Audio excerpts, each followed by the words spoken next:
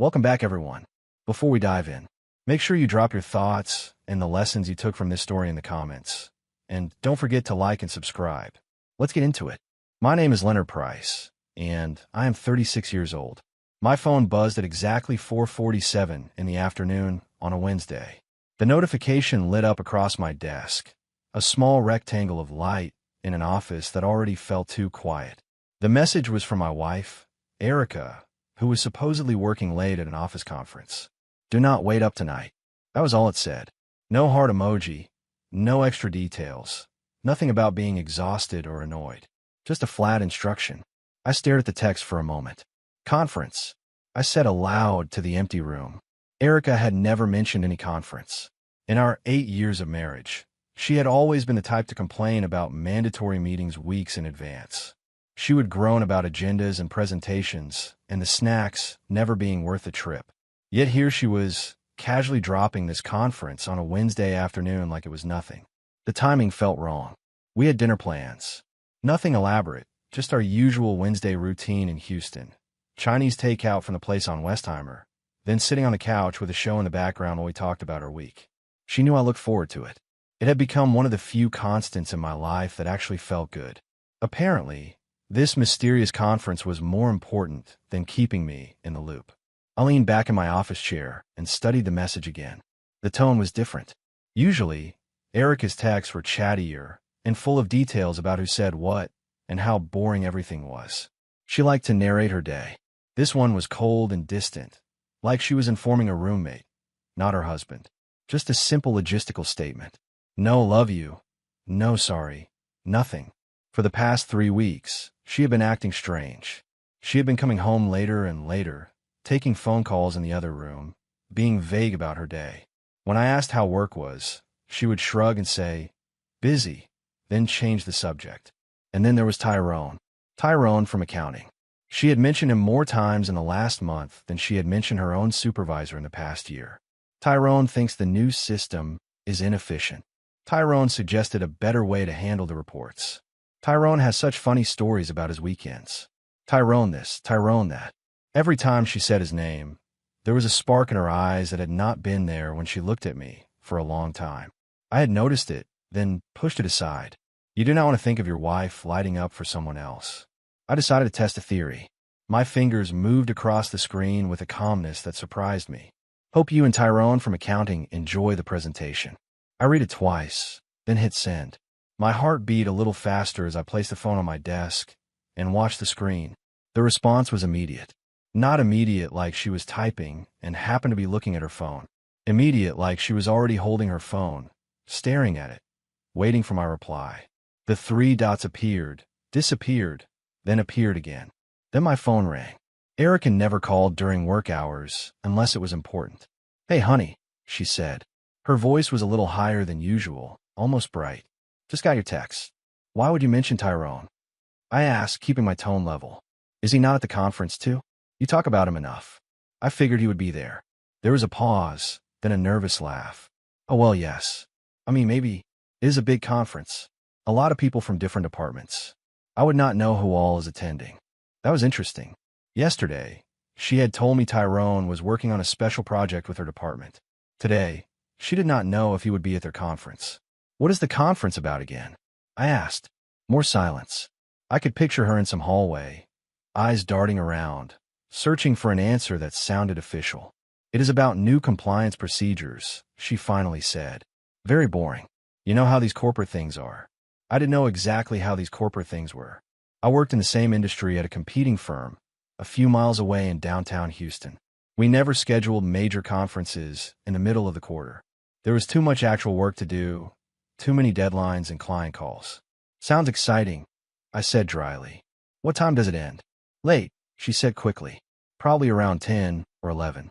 Then there is networking afterward. You know how that goes." "Networking until midnight on a Wednesday," I said. "Your supervisor is really pushing the team hard these days." "Well, you know how it is in our industry," she said. Her voice wavered slightly. "Everything is competitive. Actually, I knew that in our industry, compliance conferences almost never went past 7 in the evening, let alone past midnight. The cost alone would make upper management twitch." "I will let you get back to your conference," I said. Drive safe. I hung up and checked the time. 5:03 in the afternoon.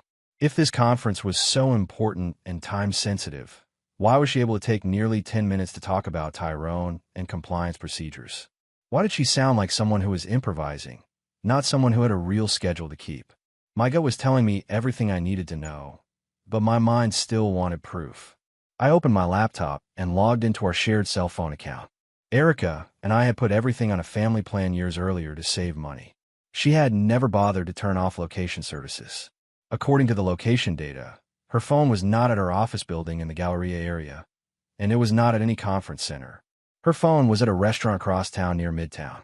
The name on the map was Bella Vista Trattoria, an Italian place I had driven by a few times. I knew the kind: dim lighting, brick walls, intimate booths, romantic music. The kind of place couples went to celebrate anniversaries or new relationships. It was the last place in Houston I would expect to see a corporate compliance meeting. I sat back and processed the new information. My wife of 8 years was lying to me. She was having dinner with someone at a restaurant that practically specialized in romance, not spreadsheets. The same person she had been talking about constantly for weeks. Tyrone from accounting. Anger rose in me, hot and sharp, but beneath it was something else. Clarity. I had been noticing the signs for weeks, but giving her the benefit of the doubt. The late nights. The secret of phone calls. The new clothes. The sudden interest in going to the gym 3 times a week. Classic cheating behavior that I had been too trusting, or too afraid, to acknowledge. Now I had confirmation, or close enough to it. I looked at my phone again. I could drive to Bella Vista right now. I could walk in, find their table, and confront them in front of everyone. I could make a scene and demand answers. The idea flashed across my mind like a movie scene. I exhaled slowly and shook my head. No, that was what emotional people did. People who reacted instead of planning. I was not going to give either of them the satisfaction of watching me lose control. I had a better idea. I picked up my phone and sent the exact same text again. Hope you and Tyrone from accounting enjoy the presentation. This time I watched her phone's location in real time, the little dot on the map sitting at Bella Vista. Within 30 seconds, the dot started moving quickly, not at walking speed. She was running to her car. 18 minutes later, I heard her key in the front door of our house in our quiet West Houston neighborhood. Her hands were shaking so badly it took her 3 tries to unlock it. "Honey," she called out. Her voice trembled. "I'm home early." The conference was canceled. I walked into the kitchen where she stood, still in her coat, clutching her purse like a shield. "That is too bad," I said calmly. "Good thing you had not ordered dinner yet." She blinked rapidly. "What do you mean?" "At the conference," I said. "Good thing they canceled before you ordered food. I would hate to waste money on room service." "Oh, yes. Right," she said. No food, but I could smell garlic bread on her clothes. The rich scent of butter and herbs hung around her, and there was a small red sauce stain on the shoulder of her white blouse that had not been there this morning. "How was Tyrone?" I asked casually. Her face went pale. "Tyrone, you know," I said. "Tyrone from accounting. The one you hoped would enjoy the presentation. Did he make it to the conference before it got canceled?" She opened and closed her mouth like a fish gasping for air. I do not. Why do you keep asking about Tyrone?"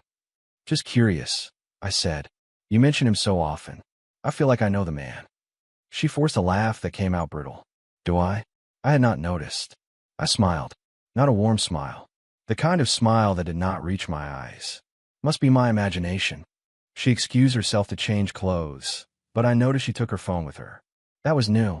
We had always been casual about leaving our phones lying around. When she came downstairs again, she was wearing a different perfume, not the light floral scent she had dabbed on this morning, but something heavier, something designed to cover up other smells. We ordered Chinese food and sat on the couch like we always did. She kept checking her phone, flinching every time it vibrated. When a number she did not recognize called twice, she declined both calls immediately. "Popular night," I observed. "Just spam calls," she said too quickly. She turned up the volume on the television and pretended to focus on the show, but her eyes were unfocused. At 9:30, she made a show of yawning dramatically. "I'm exhausted from that conference dress," she said. "I'm going to bed early." But she did not go to sleep. I could hear her whispering on the phone in her bedroom. When I walked past the door on my way to my home office, the whispering stopped abruptly. The silence that followed was louder than any argument we had ever had. In my office, I sat down at my desk and opened my laptop again. Time to do some research on Tyrone from accounting. Social media made it easy. I searched his full name, which Erica had mentioned more than once. Tyrone Clark, 29, single. Lived in an apartment complex about 15 minutes away in a newer development near the Heights. His recent post showed him at Bella Vista Trattoria tonight. One photo stopped my scrolling. His hand was in the frame, holding a glass of red wine over a candlelit table set for two. The caption read, "Great dinner with a special someone." It had been posted at 7:23 in the evening, right around the time Erica was supposed to be learning about new compliance procedures. I took a screenshot and saved it to a secure folder on an external drive. Then I opened a new email account under a name no one would recognize and emailed the screenshot to myself. Evidence could disappear. People could delete posts, but I would not. That night I barely slept, but I did not confront her. The best strategies require patience, and I was just getting started. I lay awake listening to her breathing, thinking about the woman I had married and the woman lying beside me now. They felt like two different people. The next morning, Erica was gone before I woke up. Her side of the bed was cold, which meant she had left early. Very early. A note on the kitchen counter read, "Emergency meeting. Back tonight. Love you." There was a little heart drawn at the end, as if that ink could repair what she had broken. Emergency meeting on a Thursday, I muttered. Her company did not operate that way. They scheduled everything in advance. But I appreciated her commitment to the lie. It told me how far she was willing to go. I called in sick to work for the first time in 3 years. My assistant sounded surprised, but I did not care. For once, quarterly reports could wait. I had more important things to handle. First stop, Erica's office building. I parked across the street with a clear view of the employee entrance. If she truly had an emergency meeting, I would see her car. If she was lying again, I would learn that too. By 10 in the morning, dozens of employees had walked in. Her car, a dark blue sedan, was not in the parking lot. Her usual spot was empty. Strike two. I drove to Bella Vista. The lunch crowd had not arrived yet, so the restaurant was quiet, the lights low even in the daytime. A hostess with a neat bun and a friendly smile greeted me near the front door. "Welcome to Bella Vista. Table for one?" she asked. "Actually," I said, "I think my wife left an earring here last night. She was dining with a colleague around 7. Table for two, probably by the window." The hostess's eyes brightened in recognition. "Oh yes, I remember them. Lovely couple. Very romantic. They seemed so happy together." The word romantic hit me like a slap. "Did they stay long?" I asked. "Until about 8:30, she said. They ordered the anniversary special." The gentleman seemed nervous. He kept checking his phone. Sweet moment, though. We do not usually see that on Wednesday nights. My blood turned cold. Anniversary special? Well, not exactly an anniversary, I suppose, she said, thinking aloud. But he gave her something in a small box. She seemed surprised, then very emotional. It looked like an important moment. I thanked her and left before I said something I would regret. Back in my car, I sat in the parking lot gripping the steering wheel, processing everything. Tyrone had given my wife jewelry. She had been emotional about it. They had ordered the anniversary special like they were celebrating something significant. 8 years of marriage, and she was celebrating anniversaries with another man at a romantic restaurant. I swallowed hard, then drove home. I went straight to our bedroom. If she was hiding gifts from Tyrone, she would keep them somewhere I would not accidentally find them. Her jewelry box was the obvious choice, but too obvious. Under the mattress was too cliché. Erica was careless in some areas, but she was not stupid. Then I remembered her workout bag. She had been going to the gym more often lately, always tossing that gray bag into the back of her car on her way out. It was the perfect hiding spot for someone who assumed her husband would never go near her gym clothes. I pulled the bag from the closet and unzipped the side pocket. Bingo! Inside, wrapped carefully in tissue paper, was a silver bracelet. It was heavy and well-made. I turned it over and saw an engraving on the inside. "Always yours, T." My chest tightened. My wife did not have any close friends whose names started with T. The only T she had been talking about for weeks was Tyrone. I took photographs of the bracelet from every angle, making sure to document the engraving clearly. Then I wrapped it back up exactly as I'd found it and returned the bag to the closet. Next, I went to her laptop on the desk in our shared home office. She had been careless with passwords lately, probably because guilt made her distracted. The screen came to life when I touched the trackpad, and her email was still open. I found them immediately. Dozens of messages between her and Tyrone going back almost 2 months.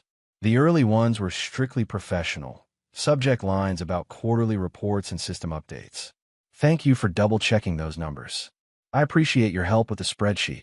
Innocent enough, but the tone shifted quickly. Thank you for listening today. You really understand me.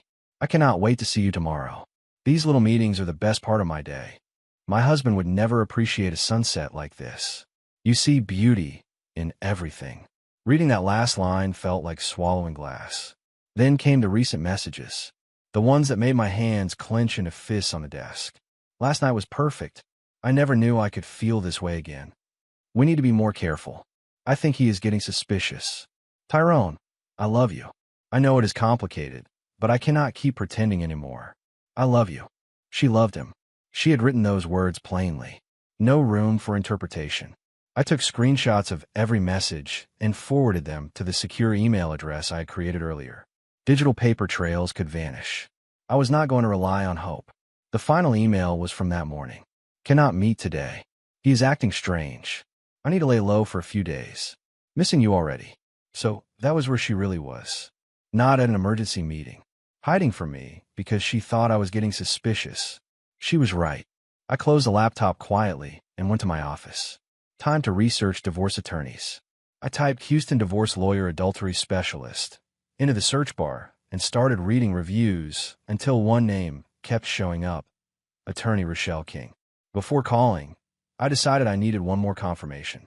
I dialed the main number for Erica's company. Good morning. This is Mitchell and Gray Consulting, the receptionist said. How may I direct your call? I said, keeping my voice calm and professional. This is Dr. Miller's office. I need to confirm an appointment for Erica Price today. She mentioned she had a work conflict. I want to make sure our times will not overlap. One moment, the receptionist said. I could hear typing in the background. She came back quickly. I am sorry, but Erica Price is not scheduled to work today. She called in sick this morning. Oh, that is strange, I said. She told me she had an emergency meeting.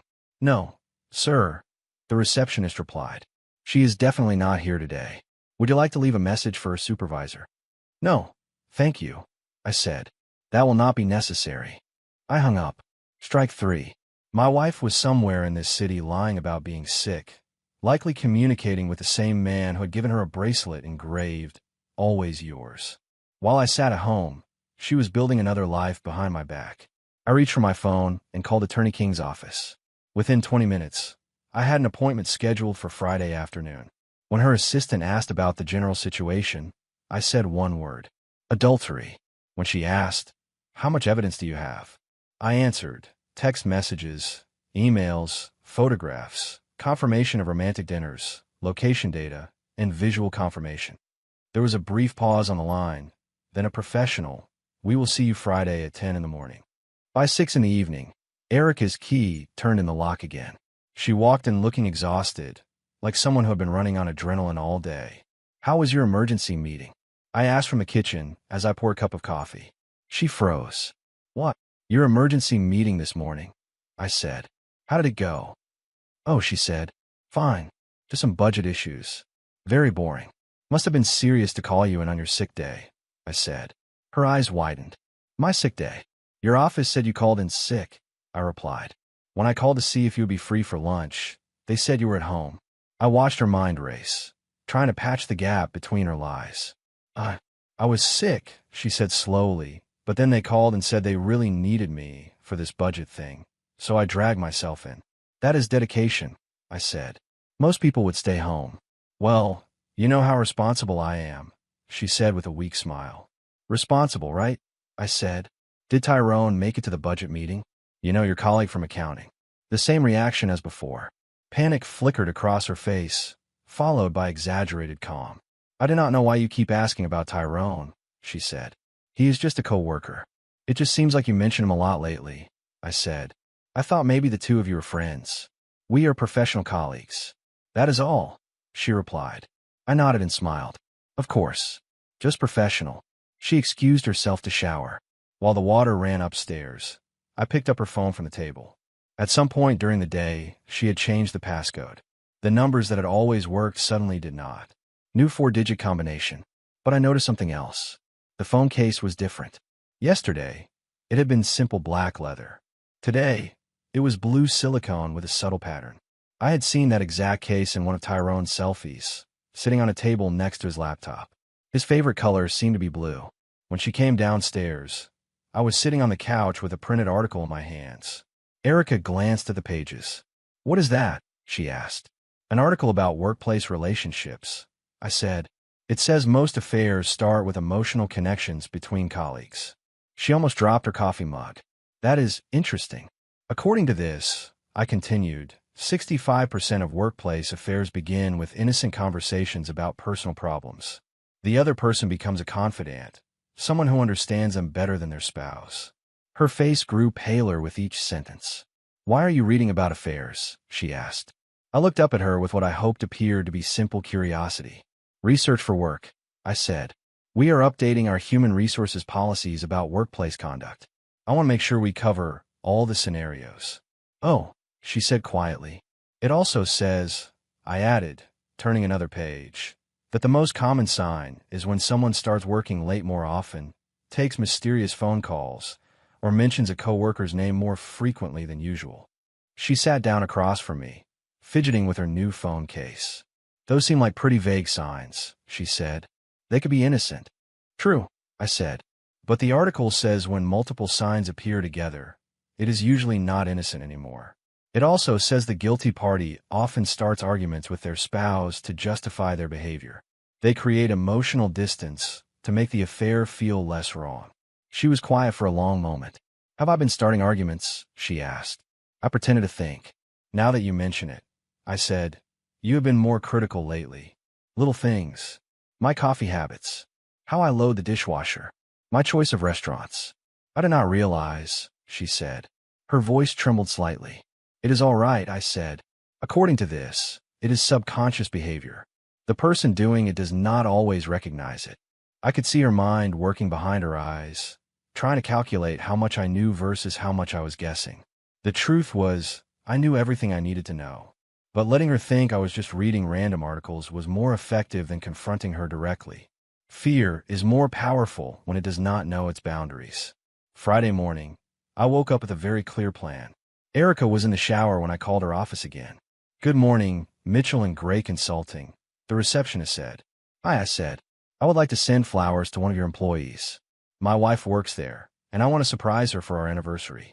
I thought it would be nice to have them delivered during their team meeting today. She works closely with Tyrone in accounting. That is very sweet, the receptionist said. What is her name? Erica Price, I replied. One moment, she said. There was more typing. Then she came back. I'm sorry, sir, but Tyrone called in sick today, and Erica is not scheduled to work Fridays anymore. She switched to a 4-day schedule last month. A 4-day schedule?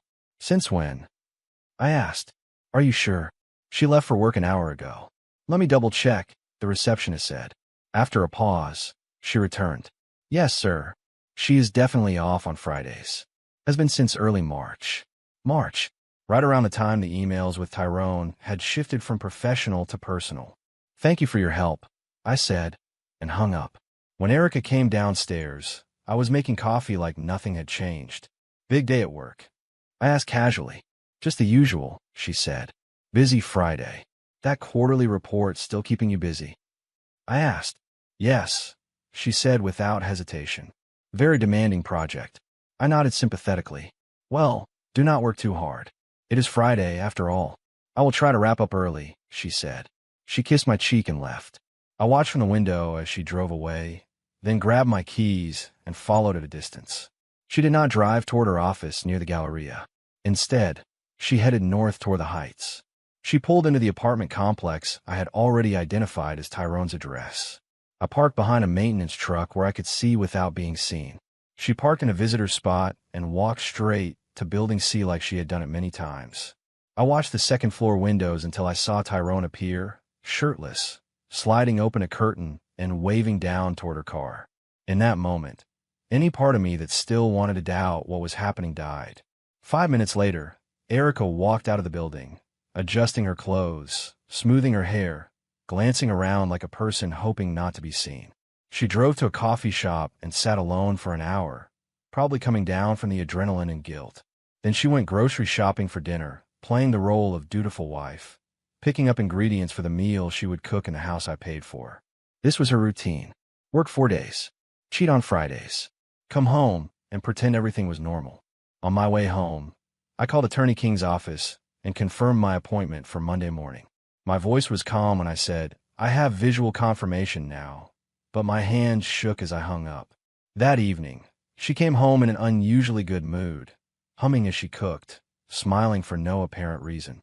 The afterglow of spending the day with her boyfriend, then returning to her husband. "You seem happy," I observed from the kitchen table. "Just a good day at work," she said lightly. "We finished that big project I've been stressed about." "The quarterly report?" I asked. "Exactly," she said. "It feels good to have it done. Things should get back to normal now." "Normal," I repeated, as if there was anything normal about pretending your affair never happened. "We should celebrate," I said. "How about I surprise you with dinner tomorrow night?" Her face brightened. "That sounds wonderful." "I was thinking," I said, "we could go to your office. I could bring takeout. We could eat in the conference room where you've been having all those meetings. Make it special." Her smile faltered. "My office?" "Sure," I said. "I have never seen your workspace since they renovated the floors. And I would love to meet some of your colleagues, especially Tyrone. You talk about him so much. I feel like we are practically friends." She was quiet for a long moment. "I do not think that is a good idea," she said finally. "Office security is strict. They do not really allow visitors after hours." "What about during regular hours?" I asked. "I could bring lunch on Monday. Just drop by for a quick hello. I have a late meeting near downtown anyway." "Monday is really busy," she said quickly. "Maybe some other time." I smiled. "Of course. Some other time." Saturday morning, I implemented the next part of my plan. "I have a great idea," I announced over breakfast. "Let us do something spontaneous today.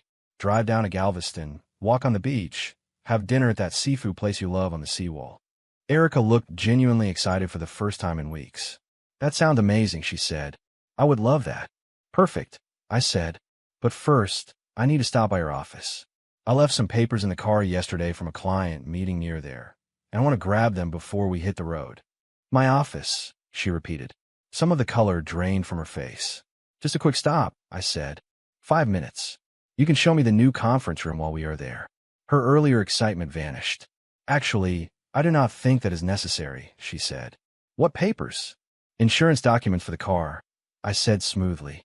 "In case we have any trouble on the road trip. It will just take a minute. Come on. I am curious to see where you spend so much time." I watched her try to decide which line might save her. Refusing would be too obvious. Agreeing would risk exposing everything. I do not have my access card with me," she said. "I left it at home." "No problem," I said. "The security guard can let us in. You work there enough on weekends. I'm sure they know you." "They are really strict about visitors," she said. "I do not want to get in trouble." "I'm not a visitor," I said quietly. "I am your husband." The word made her flinch. "Maybe we should just go straight to the coast," she said weakly. "After we stop by your office," I said. "I insist." 20 minutes later, we pulled into her company's parking lot. It was nearly empty, just a few cars belonging to weekend maintenance staff. "Looks pretty dead," I observed. "Yes, most people do not work weekends," she said quickly. "Only a few special projects." "But you have been working so many extra hours," I said. "I thought maybe you would have company." We walked to the main entrance. She moved slower with each step, as if her feet were getting heavier. "Maybe this is not a good idea," she said when we reached the door. "Why not?" I asked. "I just remembered they changed the security protocols," she said. "Spouses are not allowed in anymore." I walked over to the information board posted next to the entrance. "According to this," I said, reading aloud, "visiting hours are 8 in the morning to 6 in the evening on weekends. Family members welcome with employee escort." She was running out of excuses. "What exactly are you afraid of?" I asked quietly. "I am not afraid of anything," she said. "I just think it is unnecessary." "Then let us go in," I said, and opened the door. The security guard at the front desk recognized her immediately. "Mrs. Price," he said with a friendly smile. "Do not usually see you on weekends." Erica forced a smile. "Just stopping by quickly," she said. "This is my husband, Leonard." "Nice to meet you," the guard said, shaking my hand. "She talks about you all the time." "Good to meet you too," I said. "I have heard a lot about this place, especially about her Friday projects." The guard frowned. "Friday projects? But ma'am, you do not work Fridays anymore." I turned to look at Erica. Her face had gone completely white. "What do you mean?" I asked the guard, keeping my eyes on her. "She switched to a 4-day schedule months ago," he said. "Monday through Thursday. I have not seen her on a Friday since March." "That is interesting," I said slowly, "because she has been telling me about Friday meetings, late conferences, emergency projects." The guard looked between us, realizing he was standing in the middle of something. "Maybe I am mistaken," he said. "No," I said, still watching Erica. "I do not think you are." I turned back to him. "Yesterday she told me about a big quarterly report she finished, the one that has been keeping her so busy on Fridays." "We finished our quarterly reports 3 weeks ago," he said. "Submitted them to corporate on the 15th. I nodded. "So there have not been any Friday projects? No late conferences? No emergency meetings?" "Not that I know of, sir," he said. I looked at Erica. "So," I asked, "where have you been going every Friday for the past 2 months?" She was shaking now. "I can explain," she said. "I am sure you can," I said calmly. "But let us do it at home." The drive back was silent. She stared out the passenger window, twisting the bracelet under her sleeve, probably trying to figure out how to spin this new set of facts into something forgivable. When we got home, I sat down in the living room and waited. "Do you want to tell me where you have really been spending your Fridays?" I asked. She sat across from me, hands clasped tightly in her lap. I have been seeing a therapist," she said suddenly. "A therapist?" I repeated. "Yes," she said. "I've been struggling with some personal issues, and I did not want to worry you." "What kind of personal issues require 8 hours of therapy every Friday?" I asked. "It is not just therapy," she said. "It is a whole wellness program. Therapy, meditation, group sessions." "What is the name of this wellness center?" I asked. She was silent. "What is your therapist's name?" I asked. More silence. "Or," I said, "we could call them right now and verify your appointments." She broke. "Okay, fine," she said. "I have not been seeing a therapist." "Then where have you been?" I asked. "I needed some time alone to think about our marriage," she said, "to clear my head. And this thinking required you to go to Tyrone's apartment every Friday morning." I asked. Her face lost what little color remained. "How did you?" She stopped. "I followed you today," I said. "I watched you go into his building. I watched you come out an hour later looking like you just had sex." She started crying. Not sad crying. Guilty crying. "It is not what you think," she said. "Really?" I asked. "Because I think my wife has been cheating on me for months. I think she has been lying about work to cover it up. I think she has been having sex with another man every Friday, while I believe she was at the office earning money for her household." "Please let me explain," she said. Tears streaked down her face. "Explain what?" I asked. "The lie about the conference. The lie about working Fridays. The lie about the therapist. Which lie would you like to start with?" "I never meant for this to happen," she sobbed. "But it did happen," I said. "And you have been lying to me about it for months." "I love you," she said. "No," I said firmly. "You do not. People who love each other do not do this." "It was a mistake," she said. "A mistake that happened every Friday for 2 months," I said. "That is not a mistake. That is a choice." She looked up at me with desperate eyes. "What are you going to do?" she asked. I stood up. "I'm going to Galveston like we planned," I said. "But I am going alone." "Please do not leave me," she cried. "You already left me," I said. "I am just making it official." I grabbed my keys and headed for the door.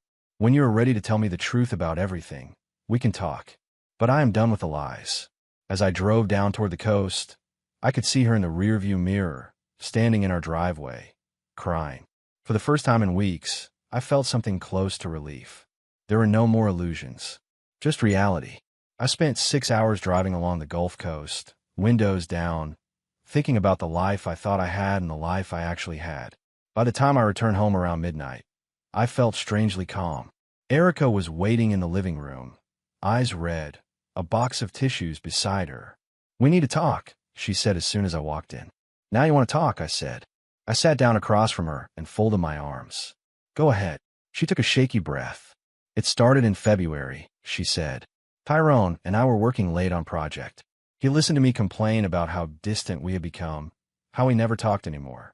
So you talked to him instead," I said. "It was not supposed to mean anything," she said. "Just venting to a friend." "When did the friend become something else?" I asked. "Gradually," she said. "He started texting me outside of work, asking how my day was, remembering little things I'd said, things I felt like you had stopped remembering.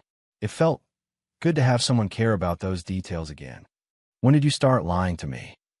I asked. She stared at the floor. "The first time he asked me to lunch," she said. "I told you I was eating with the women from Human Resources." "When did lunch become sex?" I asked. She flinched. 3 weeks later," she said. "I went to his apartment after work one day. It just happened."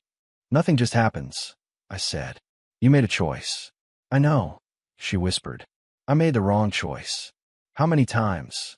I asked. "What?" she said. "How many times did you sleep with him?" I asked. She was quiet for a long moment. "Every Friday for the past 2 months," she said finally. 8 times. "In his apartment?" I asked. "Yes," she said. "Only there." "Did you ever bring him to our house?" I asked. "No," she said quickly. "Never. I would never do that." "Did you tell him you loved him?" I asked. Her silence was answer enough. "I saw the emails," I said. "You told him you loved him. You told him I would never understand you the way he does." "I was confused," she said. "Were you confused when he gave you jewelry?" I asked. Her hand moved instinctively to her wrist where the bracelet hid under her sleeve. "How do you know about that?" she asked. "I know about everything," I said. "The restaurant, the anniversary dinner, the love letters, the Friday routine. I have known for days." "Then why did you not say anything?" she asked. "Why did you let it keep going on in your mind?" "Because I wanted to see how far you would go with the lies," I said. "Turns out pretty far." She started crying again. "I am so sorry," she said. "I know I have hurt you." "You did not just hurt me," I said. "You destroyed 8 years of marriage. There is a difference." "Can we fix this?" she asked in a small voice. "Fix what?" I asked. "Your lies? Your cheating? The fact that you have been living a double life for months." "I will end it with Tyrone," she said quickly. "I will quit my job. We can go to counseling. I will do anything." "You think this is about Tyrone?" I asked. "Isn't it?" she asked. "Tyrone is just a symptom," I said. "The problem is you. Your character. Your choices. People make mistakes," she said. "Sleeping with another man 8 times is not a mistake," I said. "Scheduling secret meetings is not a mistake. Lying to my face every day for months is not a mistake." She was sobbing. "What do you want me to do?" she asked. "I want you to stop pretending this was some accident," I said. "I want you to say what you did." She took a deep breath and forced the words out. "I had an affair," she said. "I lied to you. I betrayed our marriage. I was selfish. I liked the attention. It was exciting to have a secret." "Do you love him?" I asked. "I thought I did," she said. "I do not know now." "Do you love me?" I asked. "Yes," she said immediately. "Then why did you choose him over me for 2 months?" I asked. "I did not choose him over you," she said. "It was not like that. Every Friday you chose him," I said. "Every time you lied, you chose him. Every time you deleted a text or hid a gift, you chose him. You chose him dozens of times." She had no answer for that. "What happens now?" she asked finally. "Now you move out," I said. "What?" she whispered. "You are throwing me out." "I want you out of this house by tomorrow night," I said. "You can sleep in the guest room tonight. Tomorrow, you pack your things and leave." "Where am I supposed to go?" she asked. "Leonard, please. That is not my problem anymore," I said. "Can we at least try to work this out?" she pleaded. "Other couples survive this. Other couples do not matter," I said. "We matter, and we are done." Sunday morning, I was up early making calls while she packed upstairs. My first call was to the bank. "I need to remove someone from our joint accounts immediately," I told the representative. "This is related to divorce proceedings. I have documentation of adultery. We will need you to come in tomorrow with proper paperwork," the representative said, "but I can place a temporary hold on withdrawals requiring dual signatures." "Perfect," I said. My second call was to Attorney King. "This is Leonard Price," I said. We met Friday. Yes, Mr. Price, she said. How can I help? I need to expedite everything, I said. She confessed last night. Full admission of the affair.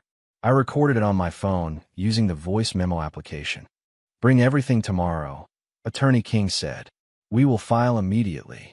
My third call was to Erica's mother. Hi, Mrs. Davis, I said. I need to tell you something about your daughter.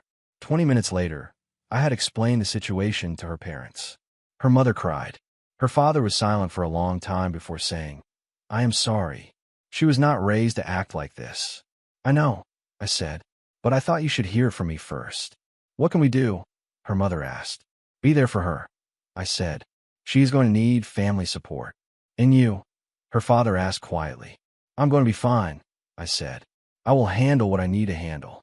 When Erica came downstairs with her suitcases, I was sitting at the kitchen table with a cup of coffee and a folder of documents. What is all that? She asked.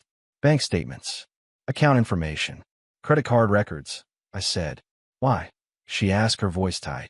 Because as of tomorrow, you are financially independent, I said. Her face went pale. What does that mean? She asked. It means you are off our joint checking account, off our savings account, and off our credit cards, I said. How am I supposed to live? She asked. The same way you were planning to live with Tyrone, I said. I was not planning to live with Tyrone, she said. Then you should have thought about that before you started an affair, I said. She sat down across from me. Be reasonable, she said. I'm being reasonable, I said. You want to be single? Now you're financially single too. What about the house? She asked. What about it? It is half mine, she said. I've been paying bills here too. Actually, it is not, I said. Check the deed. I slid the property document across the table. My name only. I bought it before we got married. Her eyes scanned the page. Her name was nowhere on it. But I've been making payments too, she said. You have been contributing to household expenses, I said. That is different than ownership. This is not fair, she said. Fair? I repeated. You have been cheating on me for months and lying about it. Fair went out the window in February. What about my car? She asked. It is in your name. Then take it, I said. I will sign it over to you. What about your retirement account? That is also yours. I never touched it. She was starting to understand. I had been protecting my assets for years without realizing it. Her affair had simply drawn the lines clearly. Where am I supposed to go? She asked again, voice cracking. Tyrone's apartment seemed to work fine on Fridays, I said. I cannot live with Tyrone, she said. It is complicated. Why not? I asked. You love him. It is complicated, she repeated. It was complicated when you were married, I said. Now it is simple. You are single. You are being cruel, she said. I'm being practical, I said. You made adult choices. Now you get adult consequences. My phone buzzed. A text message popped up from an unfamiliar number. We need to talk. Can you call me? It read. Who is that? Erica asked. Tyrone, I said, showing her the screen. Her eyes widened. He is texting you. Apparently, I said. He wants to talk to me. Let us see what he has to say. I called the number and put the phone on speaker. Hello, I said. This is Leonard Price. You want to talk? Yes, sir, Tyrone said.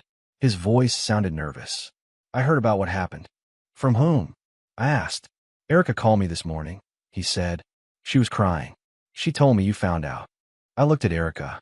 You called him before you finished packing? I asked. She said nothing. Tyrone, I said, turning my attention back to the call. I have a question for you. Okay, he said. Did you know she was married when you started sleeping with her? I asked. There was a long silence. Tyrone, I said. Yes, he said finally.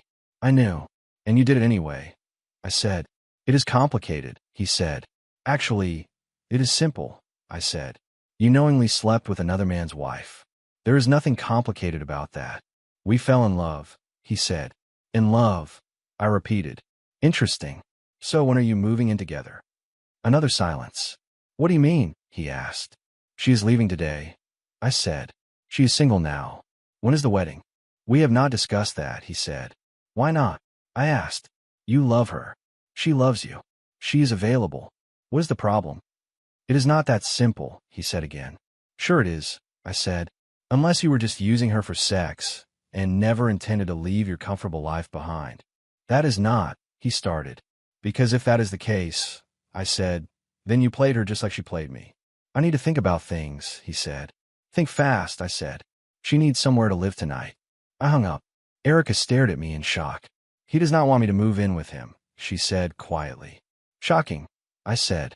Almost like he was just looking for easy sex with no commitment. But he said he loved me, she whispered. Men say many things to get what they want, I said. He just proved who he really is.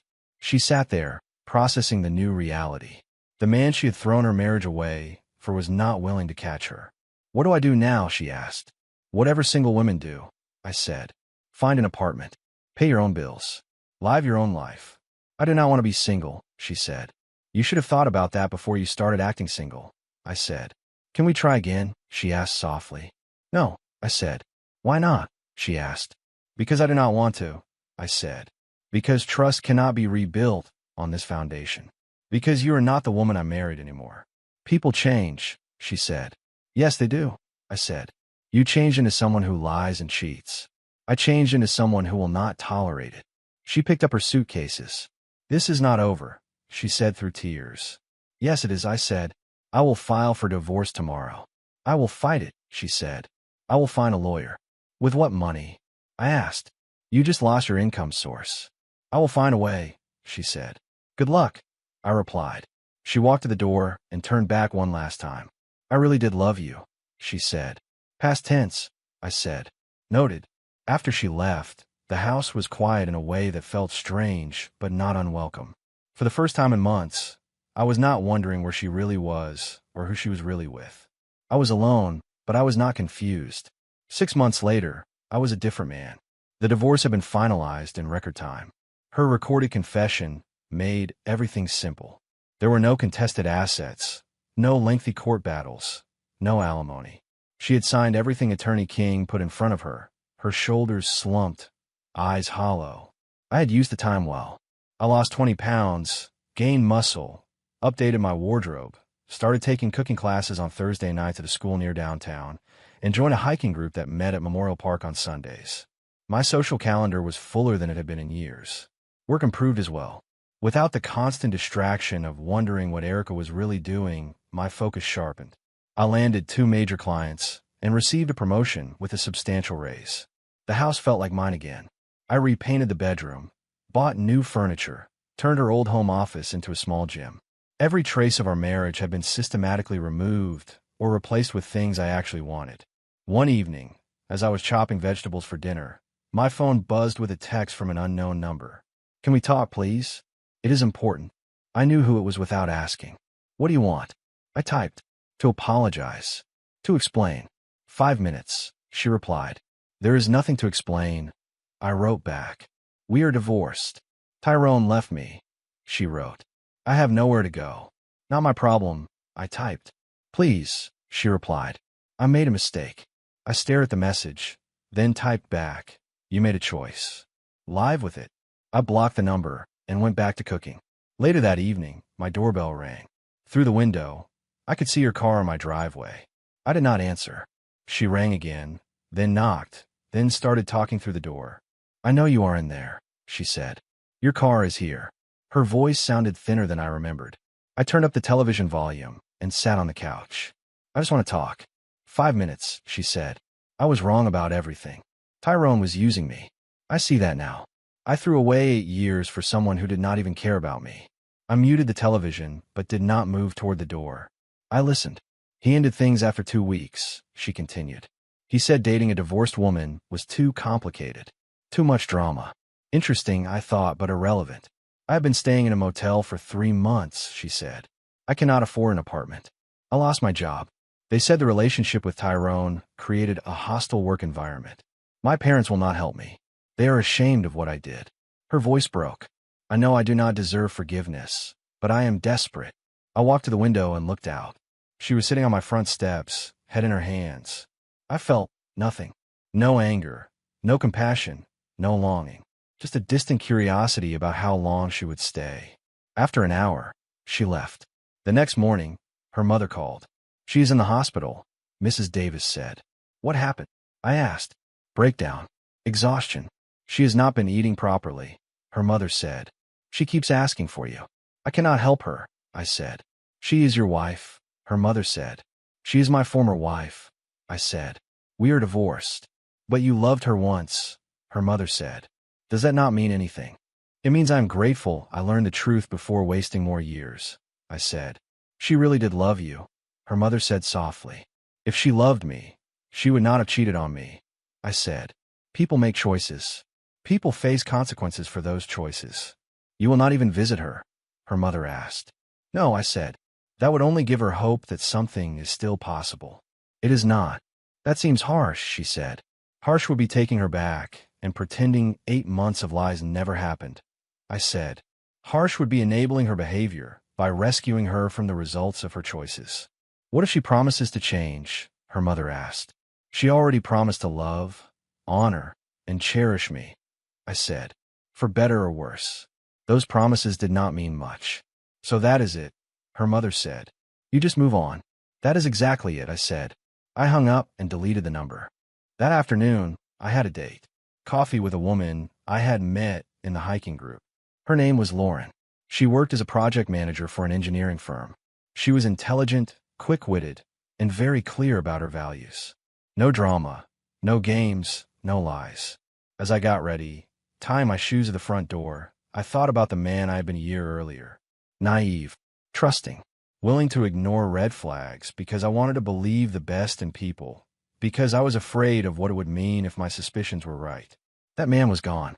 In his place stood someone who knew his worth and refused to tolerate disrespect.